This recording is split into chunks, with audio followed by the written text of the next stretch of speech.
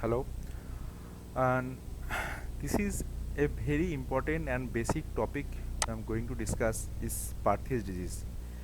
It is very important for undergraduate student as a long case, as a short note, as a XA, and for post graduation, whole MS exam can be started with Perthes, can be end with Perthes. So keep in 100% concentration to read uh, this message. The Perthes actually uh, invented by three orthopedic surgeons. It's called Leg, Calve, and Perthes. All three are totally dedicated their life for this only one disease. It's called Perthes. Actually, Perthes is the most common type of osteochondritis of humeral head among the age of 4 to 8 years in male predominantly. Sometimes in our India, or Perthes belt is sub-Himalayan belt, we can get uh, a late onset Perthes. Sometimes we can get it 8 to 10 years of age group. So it is also called late onset Perthes. But ideal age of onset of Perthes is 8 to 4 to 8 years.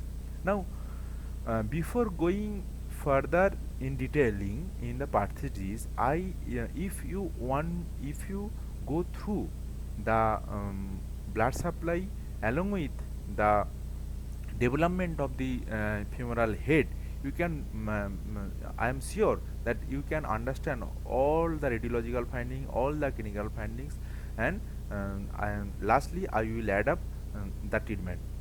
See, when the blood supply started in the child before the age of 4, okay, before the age of 4, there is a huge metaphyseal blood supply, and from the arteria profunda brachii there is a lateral circumsplanary, there is a medial circumsplanary, maximum from medial circumsplanary, and they make a arterial arcade and maximum blood supply through the metaphyseal blood supply.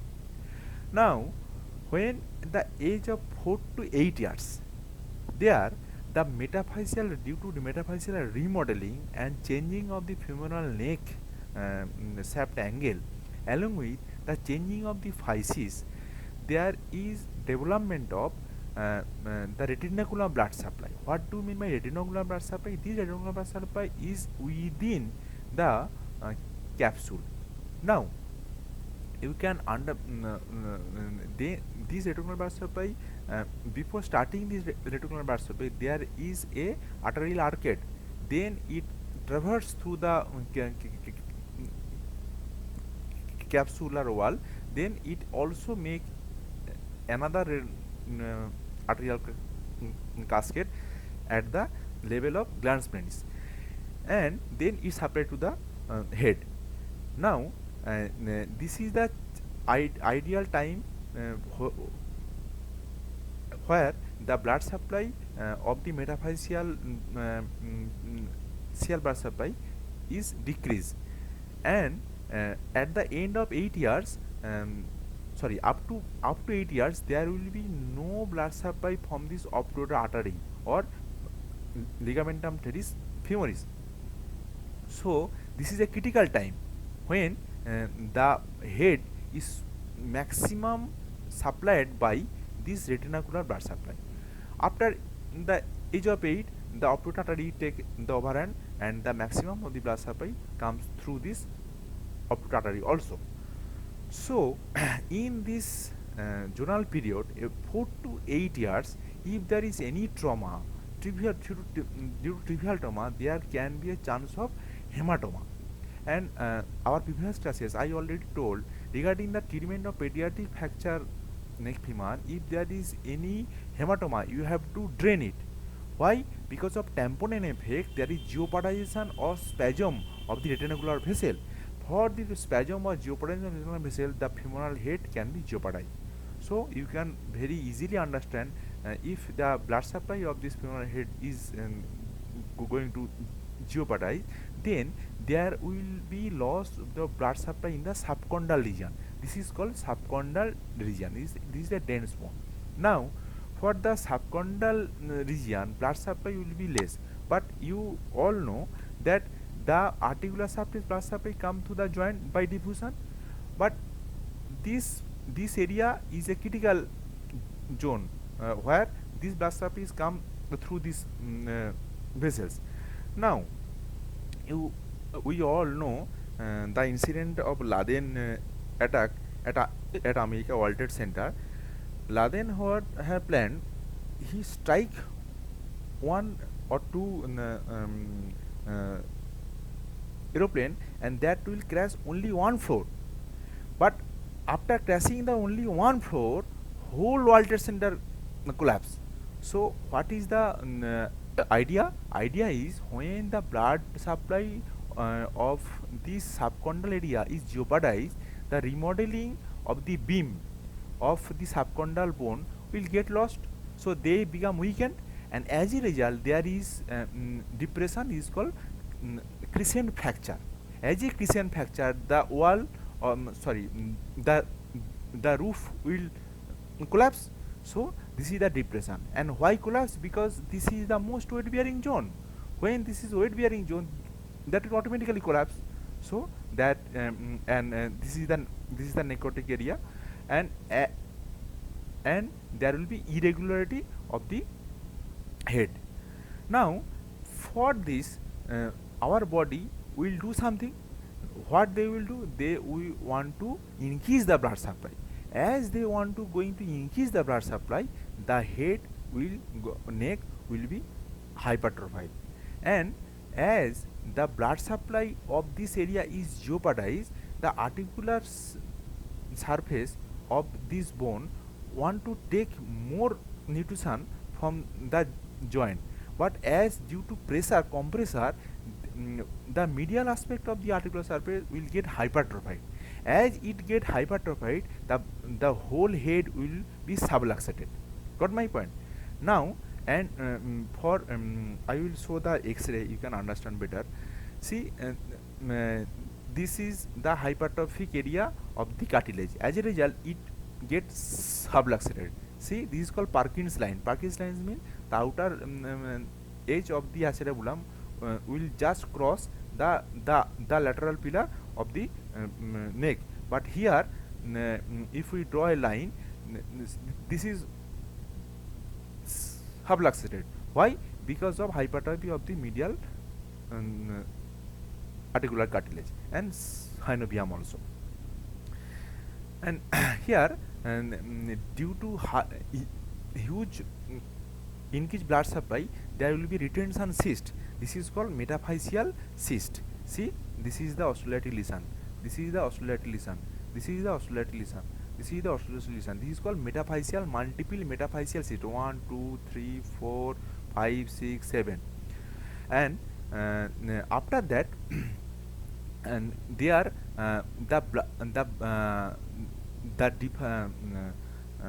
the repeated weight bearing, there is the horizontalization of the physis. What is horizontalization of physis? See, this is the placement of the physis. This is the physis. This is not actually horizontal. This is actually oblique. Due to the adduction of this leg, it is seems to be horizontal, but actually this is on 45 degree.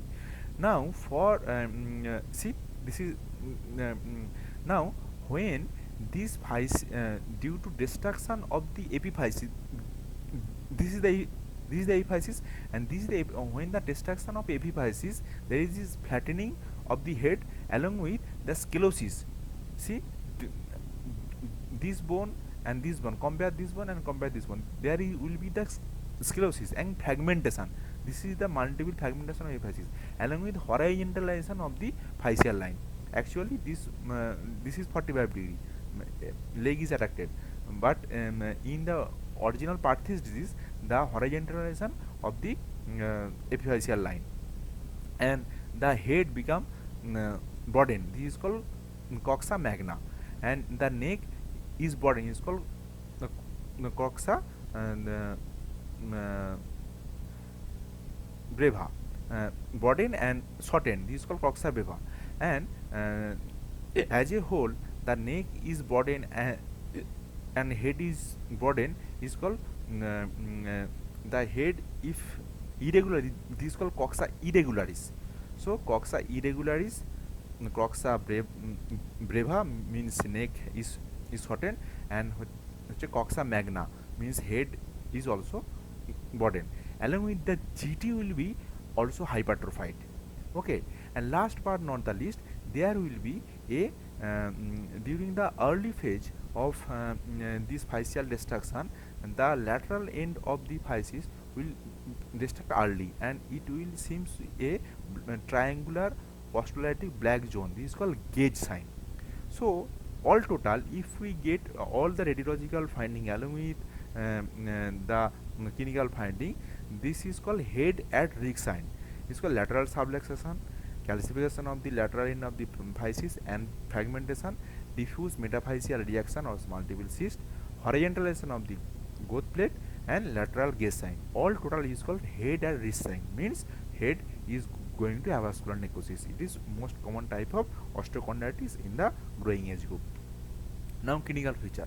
Now you can already easily tell, sir, all this patient will came with a painless limping. This is the classical finding, but most common there will be history of tibial trauma and male predominance. Sometimes this patient may be present with a painless with a radiating pain over the knee joint, and in that case we have to see the other findings like wasting of the thigh muscle, because patient don't allow weight bearing on that limb. So the most and first wasting muscle is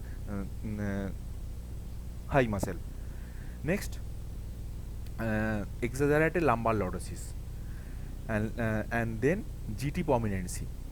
Then anterior hip point will be tender in deep palpation. Anterior hip point means if patient on supine position, if you put a pressure over the anterior hip point, it will be tender, and there will be a fixed flex deformity. Flexor deformity means there will be a flexor contracture of the knee, because of due to pain you will flex the knee, and there will be a flexor contracture of the knee. How that flexor contracture of the knee will be masked by the exaggerated lumbar lordosis. When the lumbar lordosis will be unmasked by lying down the patient on a bed, and flexing the normal hip, and allowing him to hold the hip, then we cannot pass our any finger through the lumbar lordosis. Then the lumbar lordosis will be unmasked. Then the flexor contracture will be unmasked due to this flexor contracture is masked by the lumbar lordosis or compensated by the lumbar lordosis during the walking. But when I put the patient on bed, on a firm bed, I have done a test is called Thomas test. It is very important test. You just have to show this, and you have to put 1 to 2 gentle tap over the knee and allow some time to for elevation of the spasm. Then we have to measure the angle by a goniometer through the horizontal line will line along with the bed, and it will put the goniometer center will be put in the GT, and the another limb will be horizontal the another limb with along with the shaft of the femur. This is called the fixed base angle, but never tell the angle less than 5 degree. If you tell less than 10 degree, if you tell less than 10 degree, then you cannot justify. So at least you have to tell minimum 10 degree, because less than 10 degree fixed flexion deformity or any type of deformity cannot be appreciated clinically. Okay, now last but not the least, there will be restriction of the abduction and internal rotation of the hip. If we put the patient on prone, and if we rotate the leg outwards, this is actually internal rotation. But when you will put this patient in supine position, if we hold the leg above the ankle and they lock the knee joint, if we do internal rotation, that will be grossly restricted. And lastly, the abduction will be restricted. Why? Because due to pain there will be adductor spasm, so abduction and internal rotation will be grossly restricted. This is the best and the clinical finding of Perthes disease. So again I am summarizing: painless limping, wasting of the thigh muscle, exaggerated lumbar lordosis, greater prominency, anterior thigh pain, anterior hip tender, fixed face deformity, and internal rotation and abduction will be grossly restricted clinically. Now the differential diagnosis will come in the scenario. The most common differential diagnosis uh, in our India is Perthes type of tuberculosis. Second is subacute septic hip. Third is monoarticular rheumatoid arthritis. And if we get bilateral cases, and then we can think about hypothyroidism and multiple epiphyseal dysplasia. I will discuss it later. See, this is a bilateral involvement of Perthes disease. If this same involvement, same feature is found less than 4 year, it is also called as a Mayer dysplasia. But it same feature, same radiological feature, same clinical feature will maybe mimic, but it age is less than 4 is called Mayer dysplasia. But if it is bilateral above the at the age of 4 to 8 years, at the then you have to exclude hypothyroidism and multiple epiphyseal dysplasia. Nothing to do, only conservative management. Now, Perthes type of tuberculosis is the most common type of disease in our country. So you have to know some basics of the tuberculosis of the hip. There is the classification is called Samungta Sundaram classification of affecting tuberculosis hip. Just 1 to 2 line. This is the normal hip. One is called traveling hip. One is called dislocated hip. One is called Perthes type of hip. I will discuss it. And another is Potosí acidobulary, another is atrophic acidobulary, or last but not the least is Motterian pastel type of is also called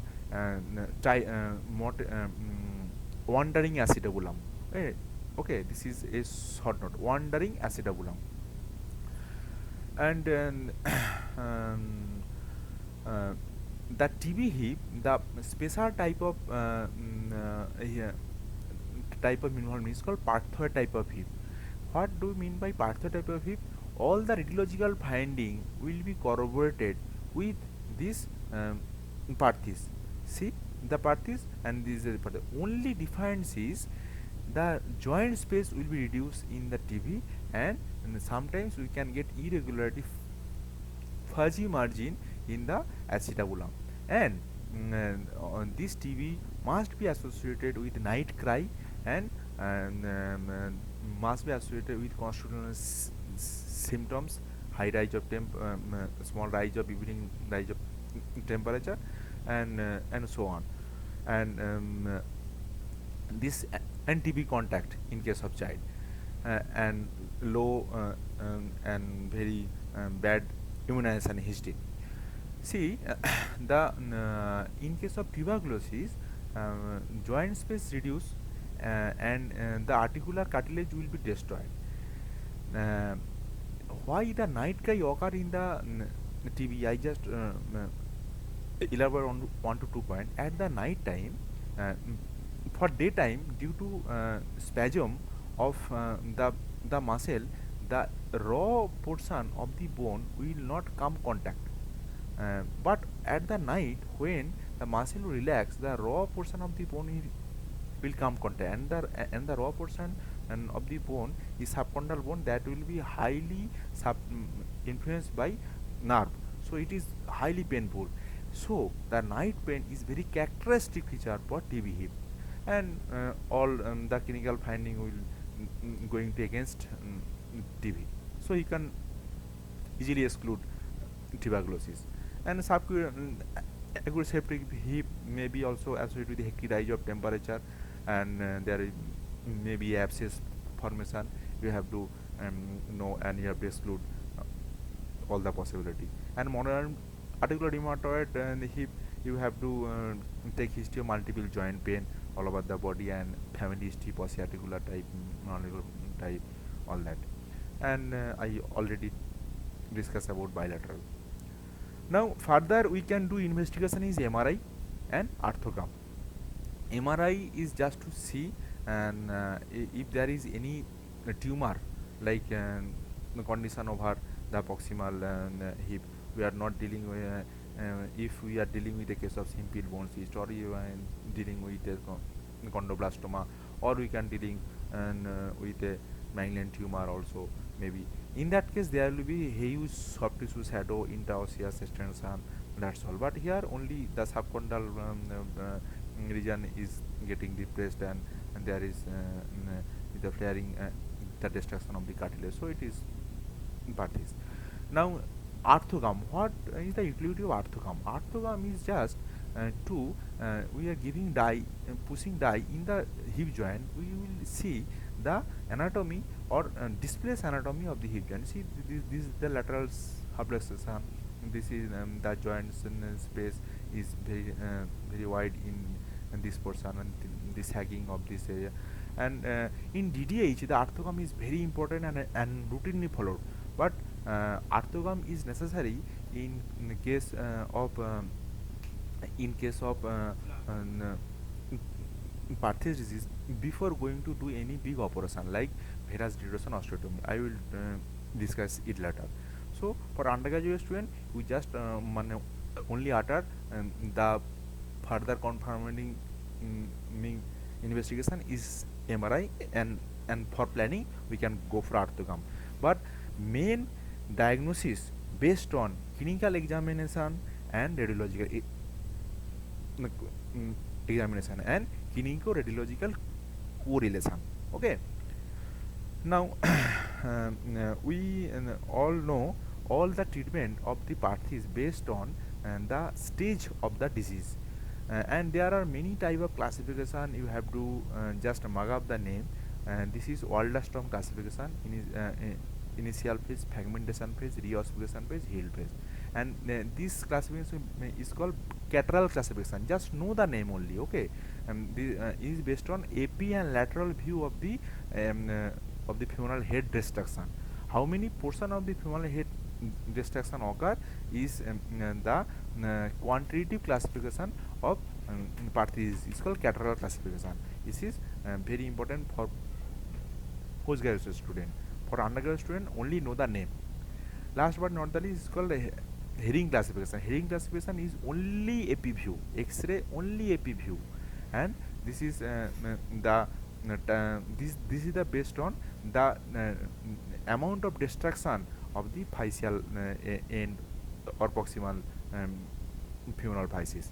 And another name is Halter and Thompson classification, but it is based on the Kissen fracture classification, or Kissen fracture. But whatever you will the classification, you have to know only one classification, you have to mug up only one classification, and best you have to go to the lateral classification and only name. And so I just repeat: Waldenstrom classification, lateral classification, Herring pillar classification, Salter and Thompson Manage classification. But if you going to read avascular necrosis of the hip joint in case of adult, you have to know the ARCO classification, ARCO classification. This is important for our postgraduate student. And but not the and if we go to the treatment for Parthes disease, maximum patient we will get in very early phases, and for early phases we can give the treatment only conservative management, traction. Yeah, traction maximum given in the pediatric age group. Due to presence of physis, we should not allow skeletal traction, because huge traction is not needed.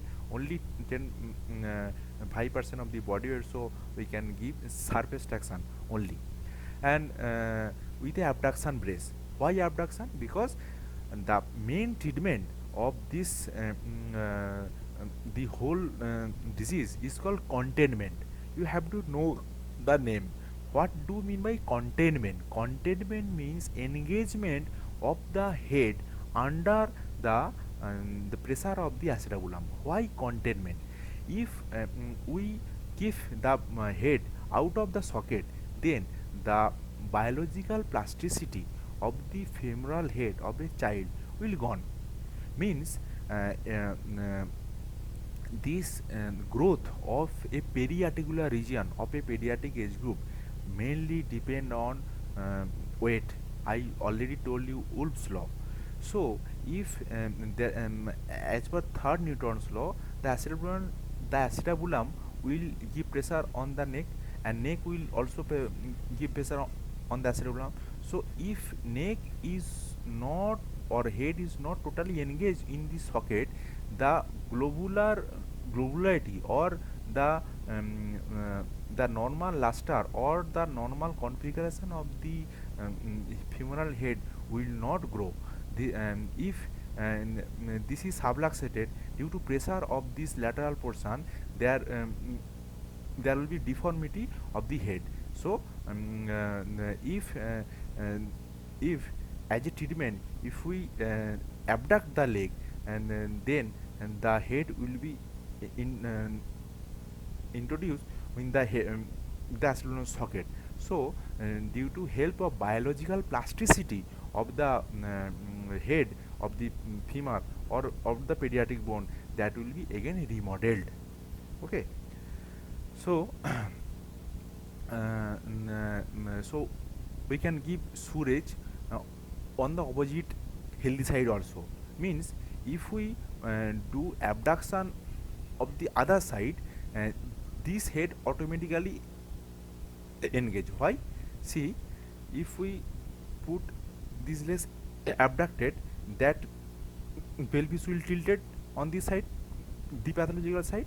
So that will be containment. So containment of the head is far and seat anchored treatment, most seat anchored treatment of this pathologies. Now sometimes we can get a healed case. So healed case, what we can do? We can do masterly inactivation or supervised neglect. What do you mean by supervised neglect? And sorry, I just want to discuss this called abduction brace. We can put the patient on a abduction base. This is also recommended in very naughty child, but a child which can follow your instruction, you can do a normal leg. This is pathological. This is normal. Normal abducted and Surej, that head will be content.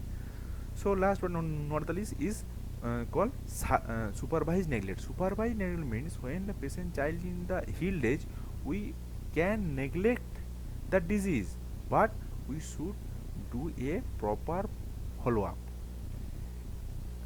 and you have to counsel the family member, and you have to told it them that we are keep your child in follow up. If there is any type of indication for operation, we will do. And for supervised neglect, we again do this type of storage of the opposite side.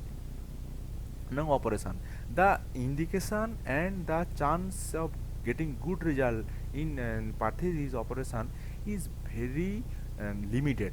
And for undergraduate student, you just know the name. For our postgraduate resident, you must go through the operation. But before going into operation, I again repeat, all the pathology disease maximum best treated by conservative management only.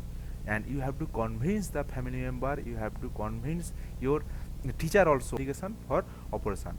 One is called hinge abduction. Hinge abduction means when this is subluxated, and due to subluxation and weight bearing, the cellular margin will indent, do a denting of the upper and outer aspect of the femoral head.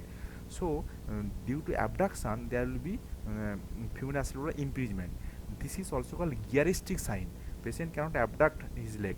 So this is called hinge abduction. If we get this, you have to go for chilectomy. Only what do you mean by chilectomy? You just open this hip with safe surgical dislocation.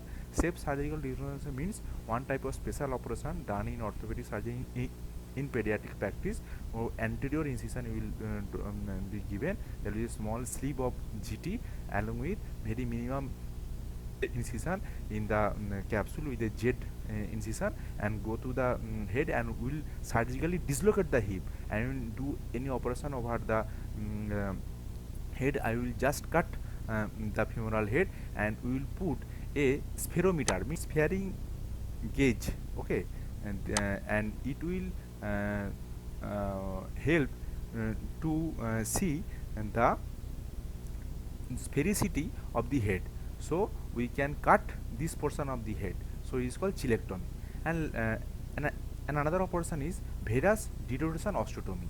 You just know the name. There is a wedge what has been done of this in the intertrochanteric region, and this wedge of the bone will be left. After that, this distal portion of this shaft will be adducted. As a result, when this leg will be abducted, that portion of the proximal femur will be containment or contained in the cerebral cavity. This is called varus derotation osteotomy.